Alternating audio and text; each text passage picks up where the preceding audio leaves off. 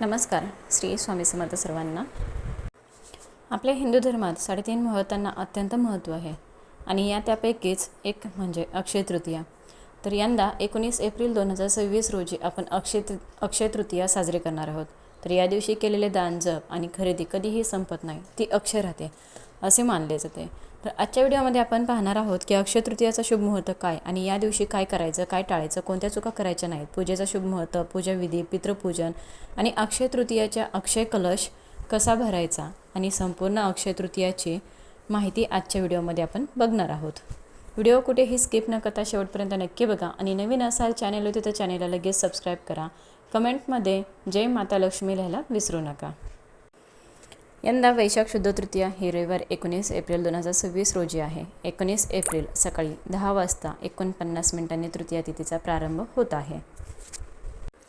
तृतीया तिथीची समाप्ती ही 20 एप्रिल सकाळी 7 वाजून 27 मिनिटांनी होणार आहे. पूजा आणि सोने खरेदीचा सर्वोत्तम मुहूर्त हा सकाळी 10 वाजून 49 मिनिटांपासून ते दुपारी 12 वाजून 21 मिनिटांपर्यंत असेल. तर हा काळ सर्वात शुभ मानला जातो. अक्षय तृतीयाचं जर महत्त्व पाहायला गेलं तर अक्षय म्हणजे ज्याचा कधीही क्षय होत नाही किंवा जे कधीही संपत नाही. पौराणिक कथेनुसार याच दिवशी भगवान परशुरामांचा जन्म झाला होता. तर या दिवशी त्रेतायुगाची सुरुवात झाली असे मानले जाते. तर असे म्हणतात की महाभारताचे लेखनही याच दिवशी सुरू झाले होते.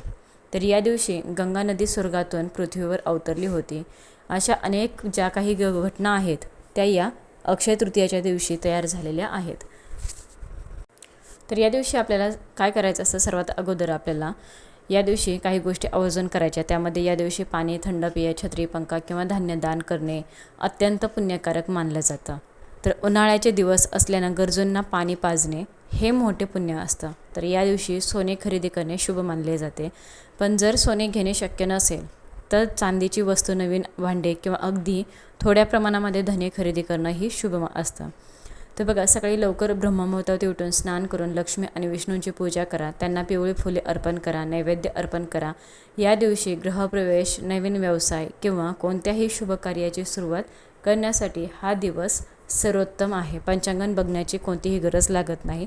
तर या दिवशी काही गोष्टी करणे शास्त्राने निषेध मानलेले आहेत. त्यामध्ये या दिवशी लोखंडाच्या वस्तू किंवा धारदार वस्तू, कात्री, चाकू खरेदी करणे टाळायचं असतं. घरात भांडणे, वादविवाद किंवा कोणाचेही अपमान करू नका. या दिवशी कोणालाही वाईट बोलू नका. या दिवशी प्रसन्न राहणे महत्त्वाचे आहे. हा पवित्र दिवस असल्याने सात्विक आहार घ्यावा. व्यसनांपासून दूर राहा. शक्य असल्यास प्लास्टिक किंवा काचेच्या टाकाऊ वस्तूंची खरेदी करू नका. तर या दिवशी अक्षय तृतीयाची संपूर्ण आपण माहिती बघितलेली आहे. तर या दिवशी काय करायचं, काय टाळायचं, आता त्यानंतर आपण अक्षय तृतीयाची पूजा विधी जी आहे तर ते आपण बघणार आहोत. पूजा अक्षय तृतीयाची कशी करायची, त्यानंतर पूजेचा शुभ मुहूर्त बघणार आहोत. त्यानंतर आपण पितृपूजन कशा पद्धतीने करायचं ते देखील बघणार आहोत. अक्षय तृतीयाच्या दिवशी केलेली पूजा आणि अक्षय कलश भरण्याची एक पद्धत अत्यंत शास्त्रोक्त आणि फलदायी मानली जाते. आपण सर्वात प्रथम बघू अक्षय तृतीयाची पूजाविधी. सकाळी लवकर उठून पवित्र स्नान करायचं. पूजेच्या वेळी पिवळे फुले किंवा लाल वस्त्रे परिधान करणे शुभ मानले जातं. घराच्या ईशान्य कोपऱ्यामध्ये एका कोपऱ्यामध्ये एक स्वच्छ चौरंग ठेवा. त्या देवाऱ्यासमोर स्वच्छ चौरंग ठेवा किंवा पाट ठेवा. त्यावर पिवळी कापड अंथरा. चौरंगावरती गणपती बाप्पा, भगवान विष्णू, माता लक्ष्मीची मूर्ती किंवा फोटो स्थापित करा. देवाला गंगाजल किंवा शुद्ध पाण्याने पंचामृताने अभिषेक करा. चंदनाचा टिळा लावा. हळदी कुंकू लावा. पिवळी फुले तुळस विष्णूसाठी आणि कमळाचे फूल, गुलाबाचे फूल लक्ष्मीसाठी अर्पण करा. या दिवशी विष्णूंना सातूचे पीठ म्हणजे सत्तू, गुळ आणि पाणी आणि ऋतुफळ, विशेषतः आंबा याचा नैवेद्य दाखवण्यासाठी प्रथा आहे.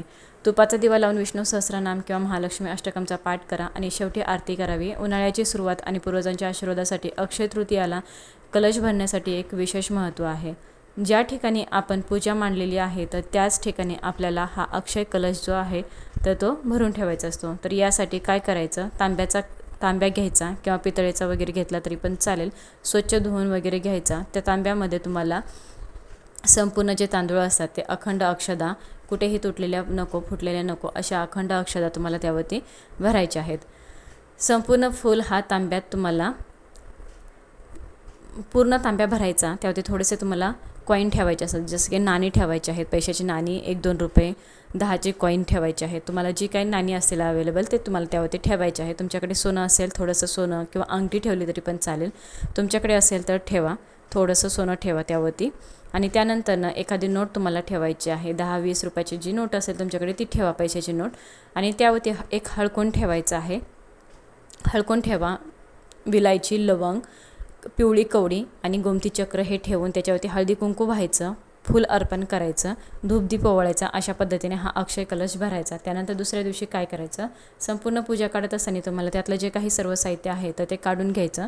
जे आपण पैशाची नाणी वगैरे ठेवली होती, सोनं वगैरे, तर ते सर्व काढून घ्यायचं आहे. आणि जे तांदूळ होते तर ते तुम्हाला दान करायचे आहेत, किंवा एखाद्या गरीब गरजू व्यक्तीला दान करा, किंवा तुमच्या घरामध्ये तुम्ही त्याचा गोड नैवेद्य बनवून खाऊ शकता. तांब्या परत तुम्ही पूजेमध्ये धुवून वापरू शकतात. अशा पद्धतीने तुम्हाला अक्षय कलश जो आहे तो भरायचा. त्याचबरोबर आता या दिवशी आपल्या पूजेचा जो शुभमुहूर्त कोणता असणार आहे तर ते आपण बघणार आहोत. अक्षय तृतीयाच्या दिवशी पूजेचा सर्वोत्तम शुभमुहूर्त हा सकाळी 10:49 पासून ते दुपारी 12:21 आहे. हा वेळ पूजा आणि संकल्प करण्यासाठी अतिउत्तम आहे, अत्यंत शुभ आहे.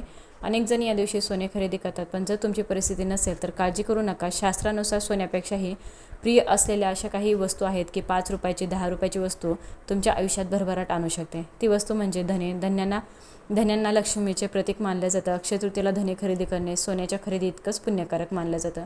पिवळी कवडी, गोमती चक्र हे तुम्ही खरेदी करू शकतात. किंवा तुमच्याकडे दक्षिणावती शंख नसेल, श्रीयंत्र नसेल तर तुम्ही त्याचं खरेदी करू शकता. गंगाजल किंवा शुद्ध पाणी घ्यायचं आणि हळदी कुंकू आणि दिवा घ्यायचा. अक्षय तृतीयेच्या दिवशी सकाळी किंवा शुभमुहूर्तावर बाजारातून 5 रुपयाचे अख्खे धान्य विकत आणा. संध्याकाळी लक्ष्मी मातेच्या फोटोसमोर तुम्हाला एका ताटामध्ये धने ठेवायचे. धान्यावरती थोडे गंगाजल शिंपडा आणि त्यांना हळदी कुंकू अर्पण करा. हात जोडा, लक्ष्मी मातेची प्रार्थना करा. हे लक्ष्मी माता, माझ्या घरातील दारिद्र्य दूर करा आणि अक्षय सुख समृद्धी येऊ दे. पूजेनंतर थोडे धने लाल कपड्यात बांधून त्याची एक लहान पोटली तयार करा. तयार केलेली जी लाल पोटली तुमच्या घराच्या तिजोरीमध्ये ठेवा. जिथे तुम्ही पैसे ठेवता तिथे ठेवा. यामुळे पैशाची आवक वाढते आणि विनाकारण होणारा खर्च थांबतो. उरलेले जे धने आहेत ते तुम्ही घराच्या बागेत किंवा कुंडीत पेरा. जसे धने उगवतील आणि घरातील तशीच समृद्धी जी आहे तर ती वाढत जाईल.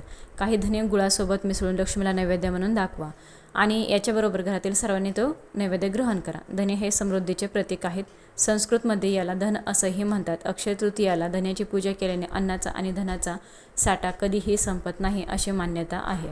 भक्ती आणि विश्वास सर्वात महत्त्वाचा आहे. हा व्हिडिओ जास्तीत जास्त लोकांपर्यंत नक्की शेअर करा. आयुष्यात सोन्याचे दिवस नक्कीच येतील. शेवटपर्यंत बघितल्याबद्दल सर्वांचं मनापासून आभारी आहे. सर्वांना श्री स्वामी समर्थ. धन्यवाद.